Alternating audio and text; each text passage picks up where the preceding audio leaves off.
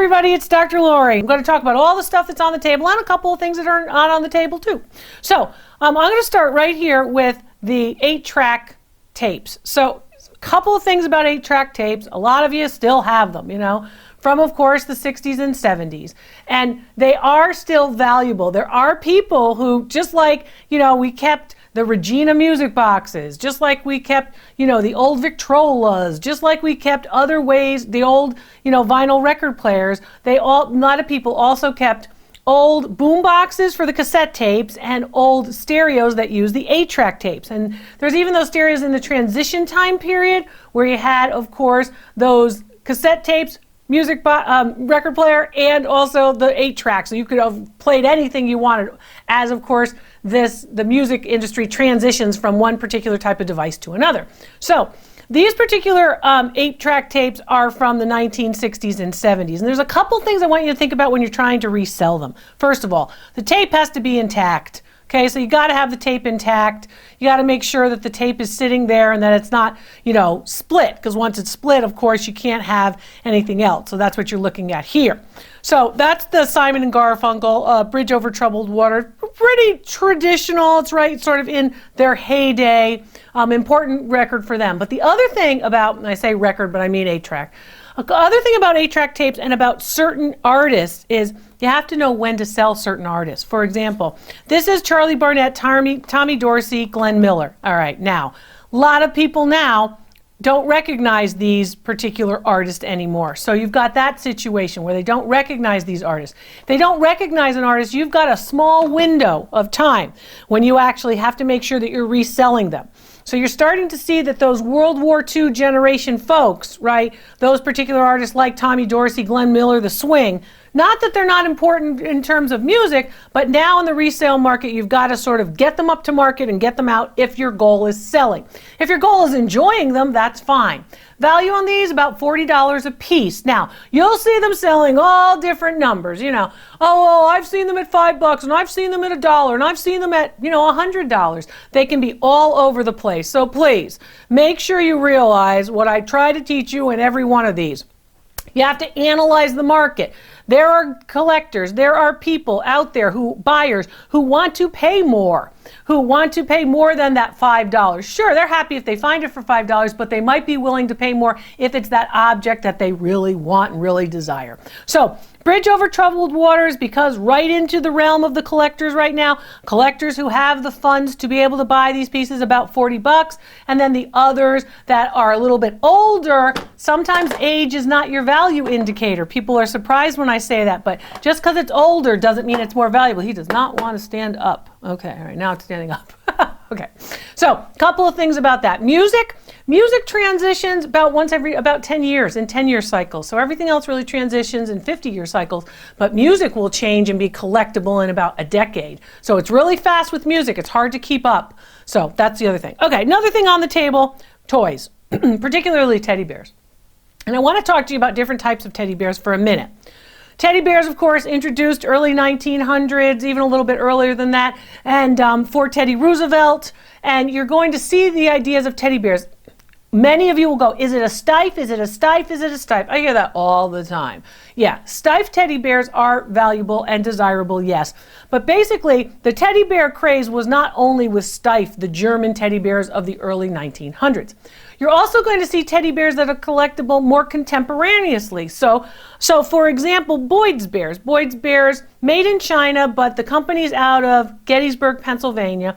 Boyds Bears were also that idea that you saw coming out of, again, the 1990s and such. These particular bears had their outfits. That became an important thing for stuffed animals, and also different facial characteristics.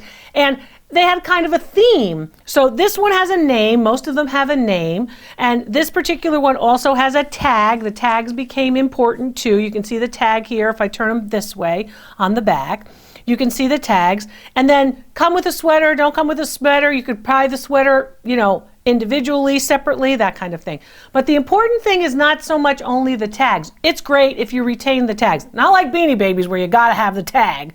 But if you retain the tag, that's a good idea. But what's important here with the Boyds Bears is the actual different facial characteristics and different fur.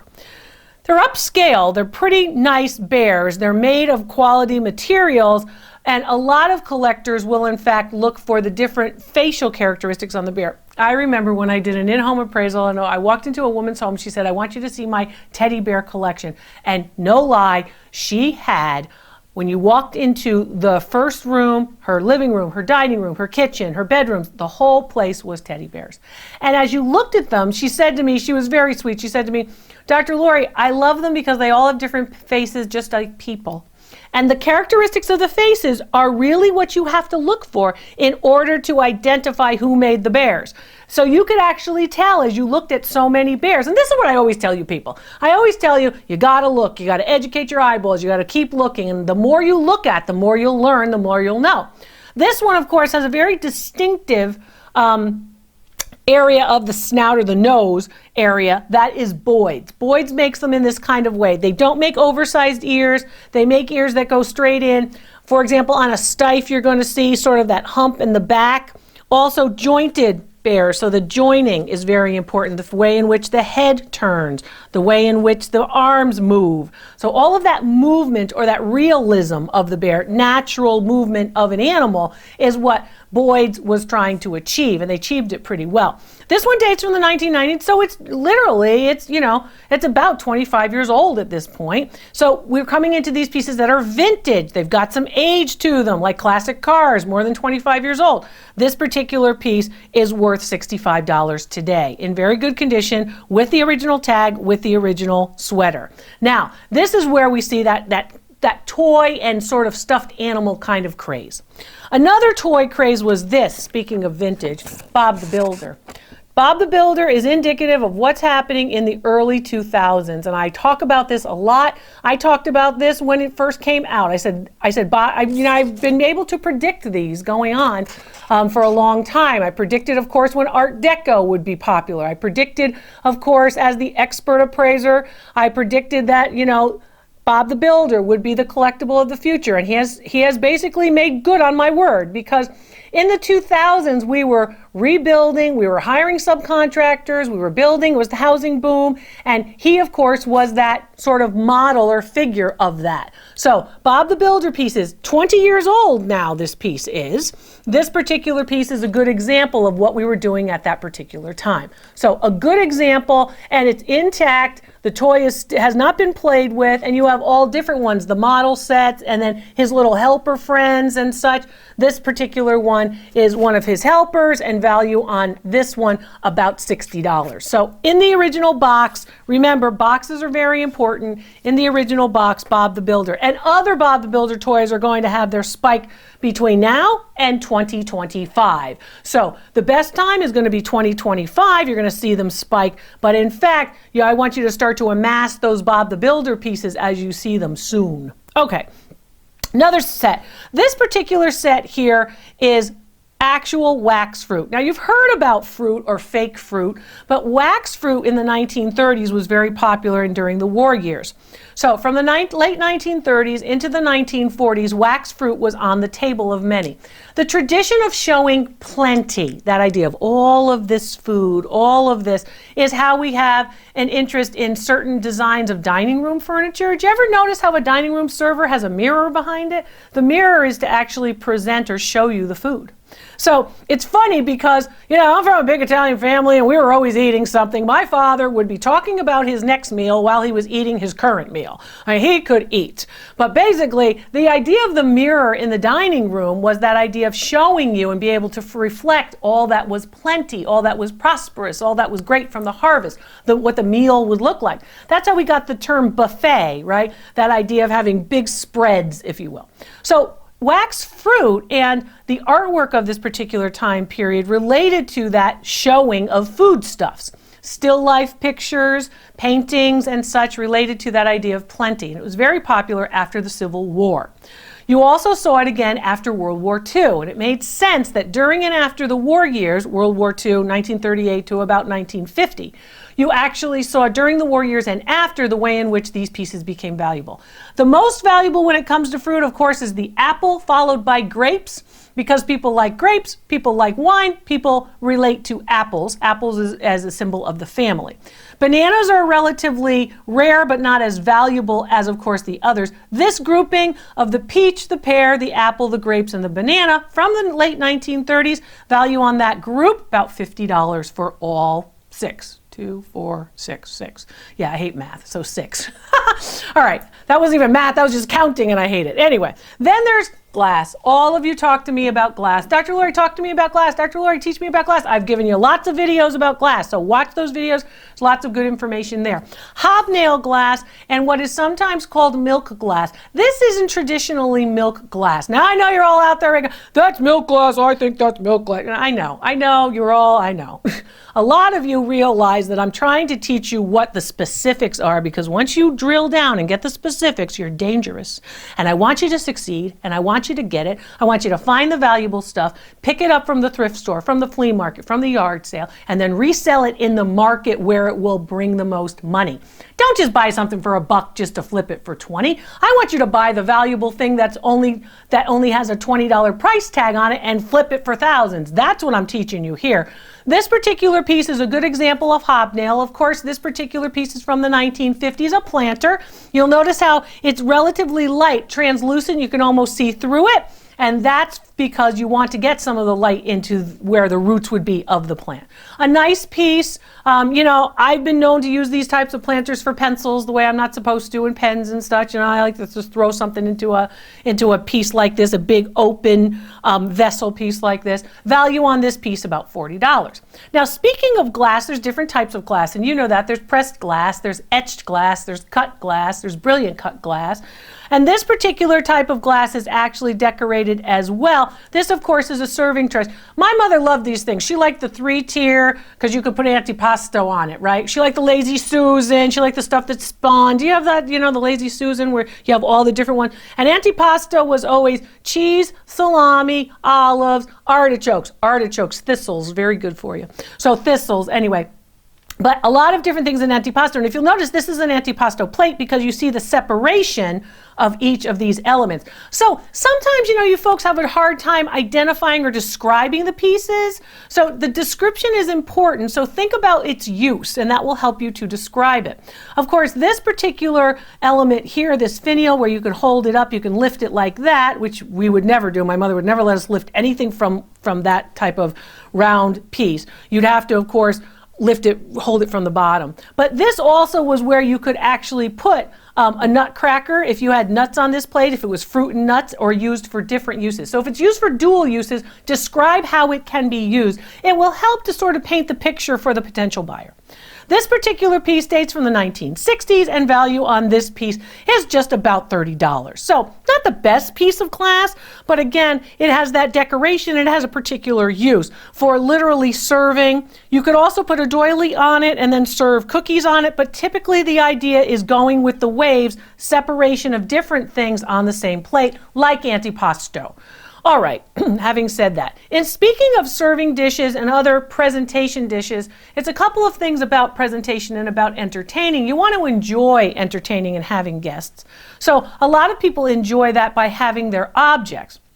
What do I mean by that? By being able to display the stuff that you got as a wedding gift, or you got as a gift for some other occasion, or that you picked up at a thrift store to have that conversation. They're all conversation pieces, and that's what's really fun about them. This particular piece is a piece of Lenox, and this piece of Lenox has a gold mark on the underside. The gold mark of this piece of Lenox, you can see it here. Hold it back for you so you can see it here. But it's a very nice piece, and it's a very big piece, and it has decoration on the interior as well as these handles. The handles follow the decoration. Okay, so as long as you can see the mark is a nice mark. I want to just be careful as I put that back down. It's kind of hard to reach over all of this and then reach and not like hit this, so we'll try not to hit things. Anyway, this particular piece here, you have again that indentation, that embossment that's here, and it continues into the handles. This is a little bit more in design and a little more valuable in design for that reason. This particular piece is rimmed with sterling silver, which we typically see, and the gold mark for Lenox indicates that that particular piece, while worth $75, that particular piece also dates to the late 1960s, early 1970s. Speaking of silver, sterling, how about a baby cup? Baby cups are baby mugs or baby cups are very desirable, but you want to make sure that they're marked sterling. This one, of course, is marked sterling on the bottom, and it's indicative of course, baby cups of the early 1960s. So this mid-century kind of feel with a couple of exceptions here on this table is what we're looking at today. So sterling mug like that. When you're in the thrift store, get out the loupe. I give you the opportunity with respect to the loupe. Get out the loupe, use the loupe, bring a measuring tape. It will help you. And take a look. If you can't do it, take a picture of it on your phone and then blow up the picture on your phone if you can't do it with the loupe. But I think you should have a loupe. You should learn how to use the loupe. It's not hard at all. Value on the cup, about $45. Then you have some costume jewelry. So costume jewelry comes in all different materials, all different metals, all different designers. And I put the names on the website as well so you can match up the names, see some of the marks. What you're looking at here is that as that bead as well as metal bracelet. And that particular bead and metal bracelet dates to the 1950s, early 1950s. It comes right out of the style in the 1940s of a lot of glitz, a lot of glamour. I always think of people like Joan Crawford and Betty Davis, all dolled up, as my mother would say. You're all dolled up.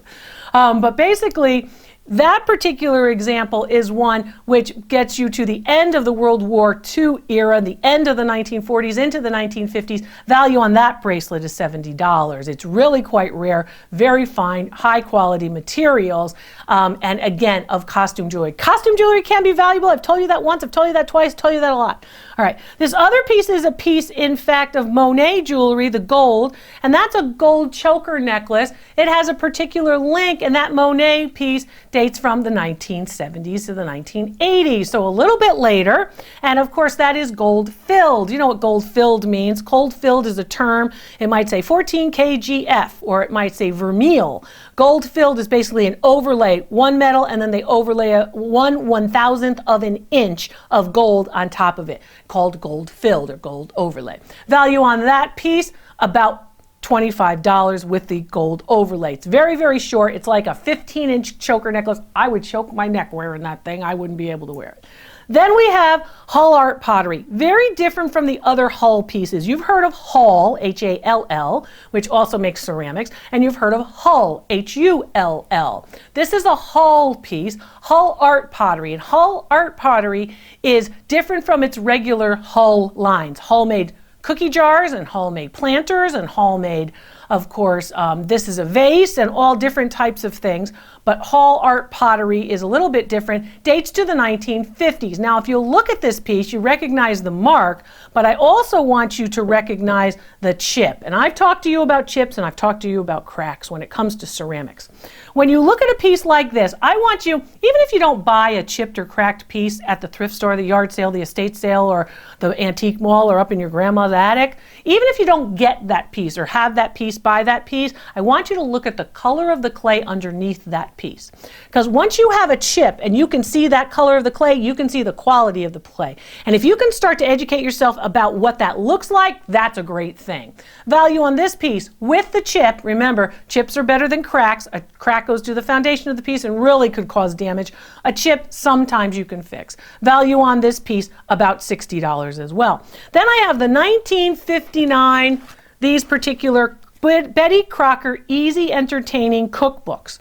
And these easy entertaining cookbooks are really quite fine. They're nice examples of, again, what they were able to do with the cookbooks, because really what they did was they took the original Betty Crocker cookbooks, which you know, the red and white ones, lots of you have them. They were very, very popular in the 50s. And they basically took out certain elements and they made themes. So they made these little books so you could entertain, or you could do it outdoors, right? You can cook outdoors like grilling. But all they did really was they took the big Betty Crocker cookbook and they put them into these thematic smaller cookbooks.